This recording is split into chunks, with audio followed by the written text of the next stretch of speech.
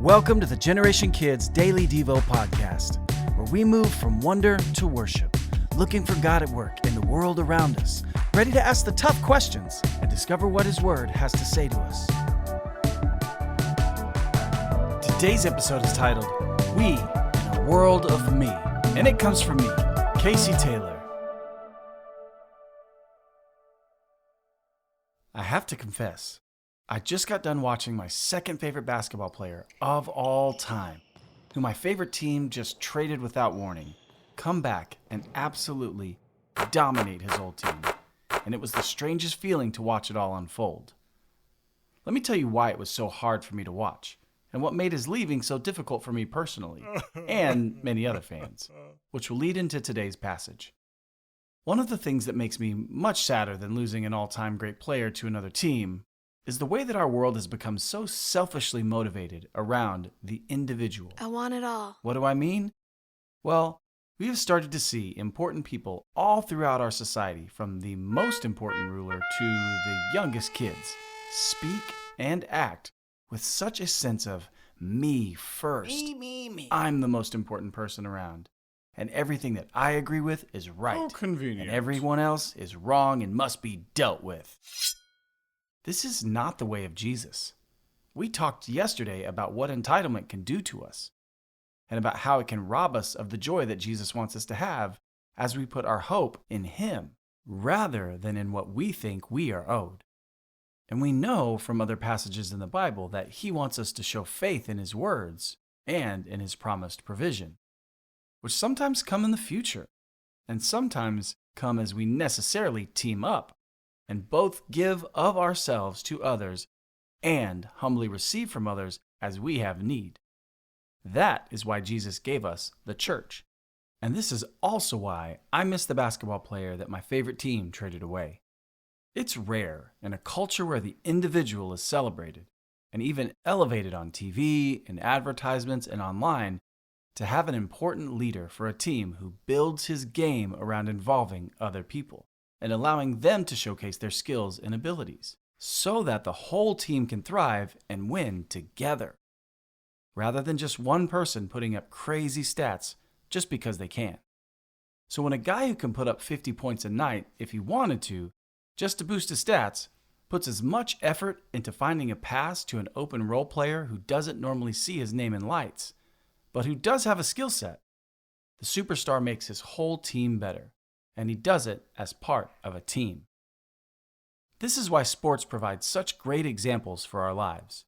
We see how important this was for the early church as well, to be unified in purpose, to be working together, and to be giving of themselves to one another for the good of the whole group of people. Complete my joy by being of the same mind, having the same love, being in full accord and of one mind. Philippians 2:2. The Apostle Paul, in writing to the church in Philippi, tells them that even though he has put so much effort into helping the church start and begin to thrive there, in setting up overseers and watching tons of people come to faith in Jesus, that in order to complete his joy, our fruit of the Spirit for this week, he wished for the church to be unified in mind, and how they loved each other and worked together. That's the being in full accord and of one mind part. He wanted them to work together for a common goal and for the common good, out of the shared understanding of how God brought them together for each other. God never intended us to be people isolated from each other, protected from hardships, or selfishly motivated by what we can get for ourselves or just our families. He joined us to one another that we might learn to be interdependent, that we might pick one another up as we share a common goal to show the world what Jesus looks like, not just in one person, but in a system of people living in the way of Jesus, and then watching how the world starts to look different as the people of the church share care, provision, our talents, and allow joy to be on display for all to see. We weren't made to be those 50-point-a-night guys or gals on losing teams. We were made to play a role on a team full of other people playing their parts so that we all win together. Not so that one person looks good, but that we might all make Jesus look good as we grow in our joy, in community and unity with other believers united in Jesus Christ. It's why I love the guy that we traded, because he knew what was important for his team, and I could see my values as a believer on display in how he played. But more importantly, when I see the church come together, moving as one, I've been drawn to the person of Jesus, with a desire to follow him and join in on the mission.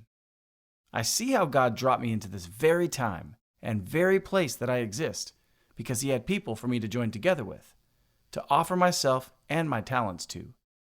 Not so that I could push my vision onto them, but that I might join into Jesus' vision for all of us, and that through a community of mutual love and care, we might all grow in joy as we're all made better together with Jesus.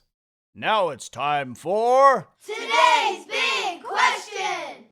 Today's big question is, what ways have you seen people divide rather than come together? How do those divisions, or attempted divisions, make you feel? What do you think, based on what you know about Jesus, he would want for people in that divisive circumstance? Once you've thought about it, say a prayer and ask Jesus not to make us all think alike, but to really understand his heart for the people around us, that we might put down our own agendas and take up his agenda for the world.